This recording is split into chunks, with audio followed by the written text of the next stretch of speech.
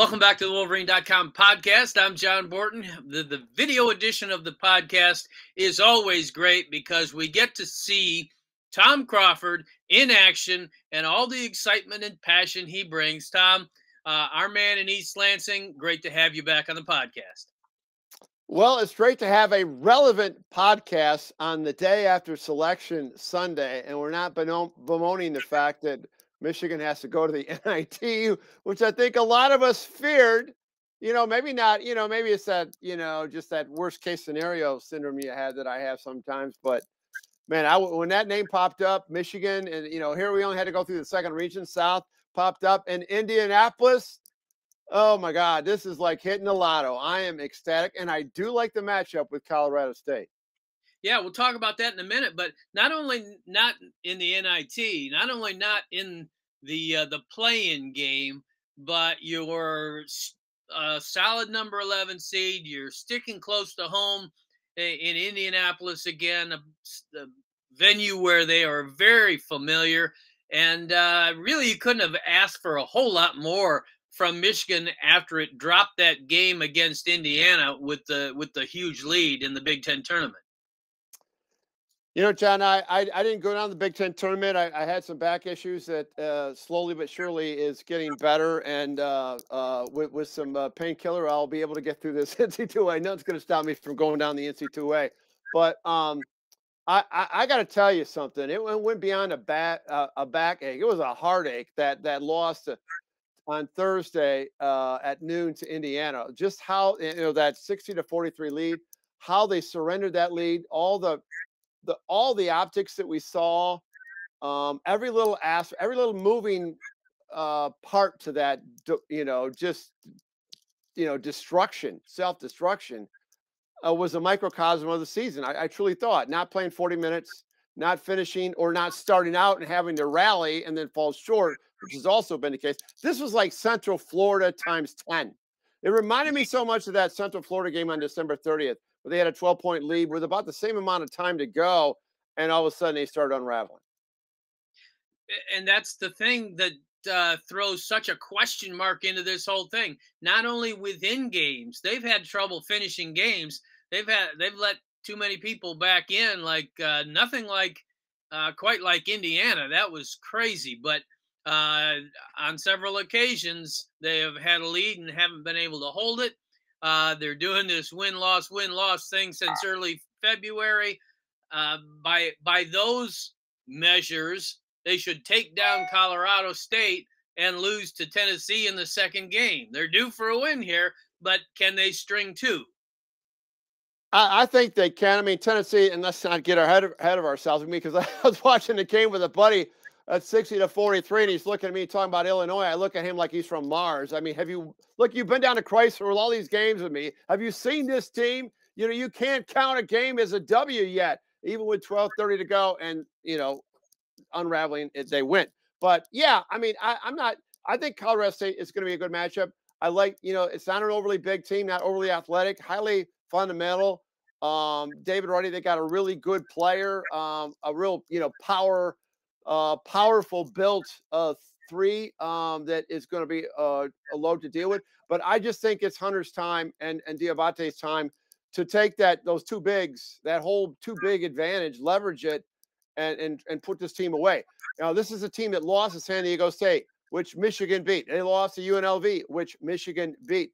They're in the Mountain West, and I knock on wood here, but if you look historically at the Mountain West, not football, but in basketball, typically they don't do good. They don't do very well. Maybe San Diego State has a few times, but I just say I like the matchup. I'm not saying they're going to win, but I like Michigan's chances. Yeah, you touched on one of the things that I wanted to talk about, and that was the matchup with Hunter Dickinson and what Colorado State might throw at him. I think that's essential for every Michigan game, because when teams give Hunter Dickinson trouble, they give Michigan trouble in general. So your thoughts on what he might be able to do in this game?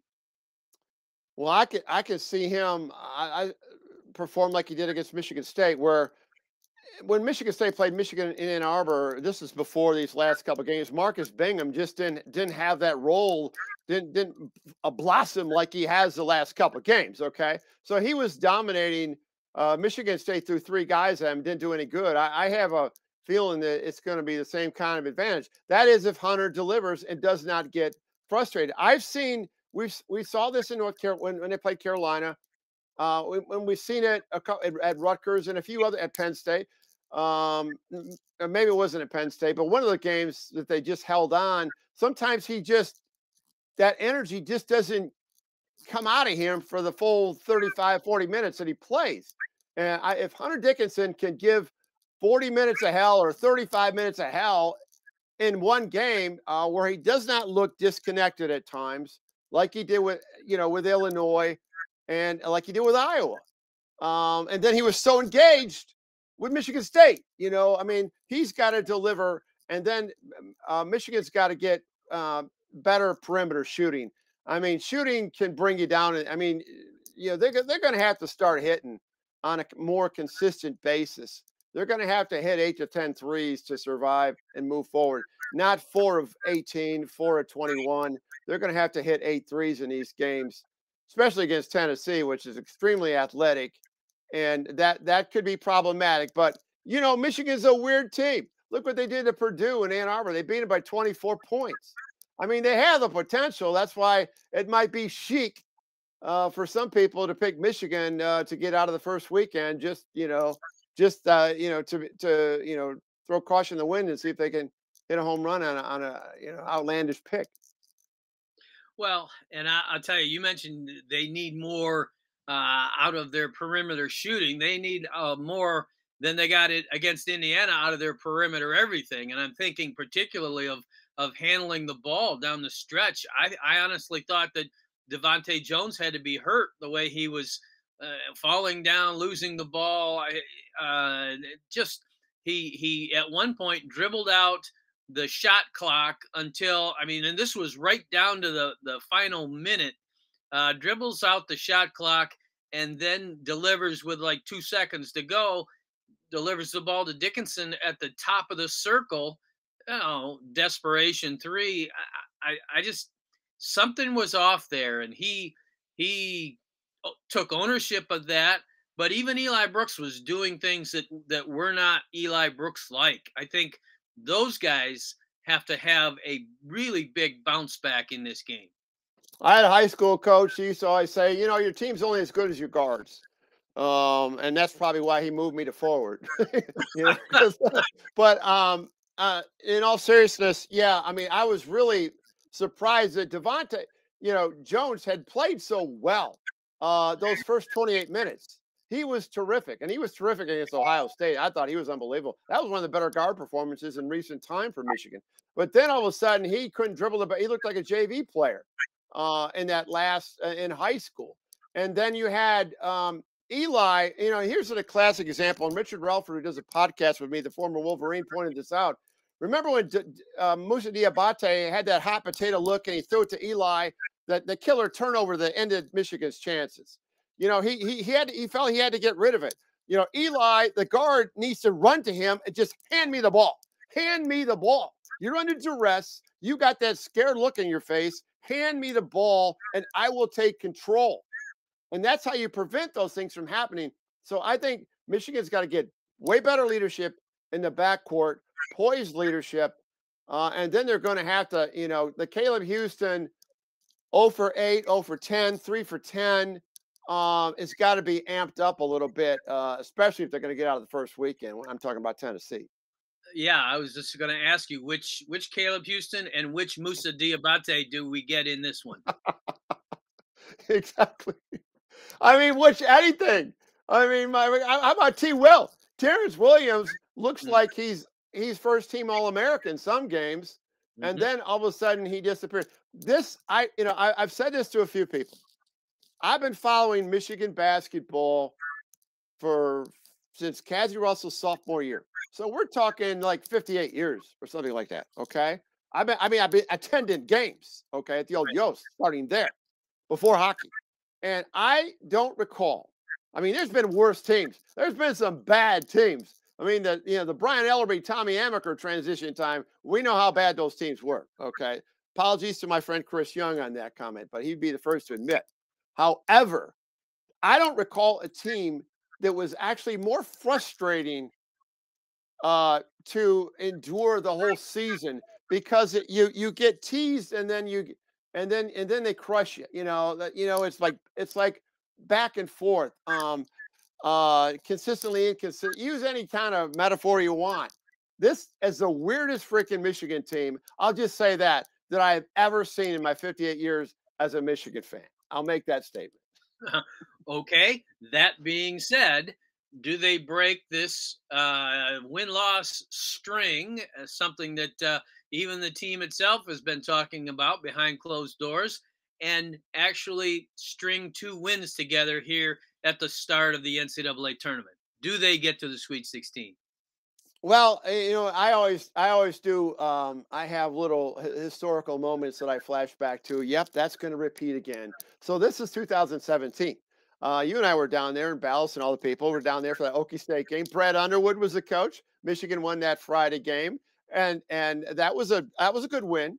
Some people thought they were going to lose, and they came back and they beat Louisville on Sunday with Rick Pitino still coaching. And DJ Wilson was terrific in that game.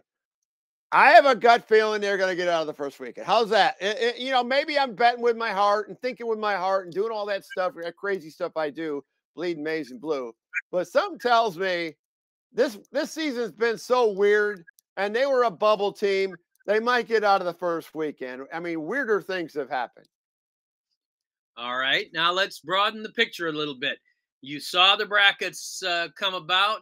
What out of the Big Ten teams, who drew the best? Who do you think has the chance to go the farthest out of all the people that Michigan's been butting heads with all season long? Well, most people say, why don't you go with Purdue? This is finally going to happen. I mean, I go back to Lee Rose, 1980 was the coach. Arnett Hallman was on that team. They got to the Final Four.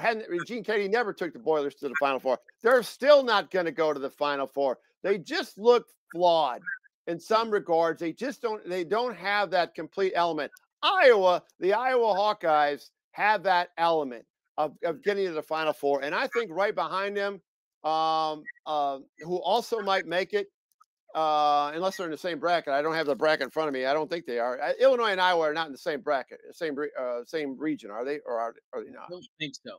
Well, okay. I'm Illinois with Kofi Cockburn because they got 3 great guards and a big fella like no other. I would say Illinois has the second best chance of getting to the Final Four. Those are the 2 teams that are going to carry the banner for the Big Ten, John. All right, we're going to take a real close look at that. Before I let you go, we've got to talk about a couple of other big news items of interest. One that not only is Michigan going for a national championship in the field of 68. There's another guy that's going to be going for an 8th, maybe 9th, maybe 10th national championship in the Super Bowl, and that would be one Tom Brady, who was retired and is no longer.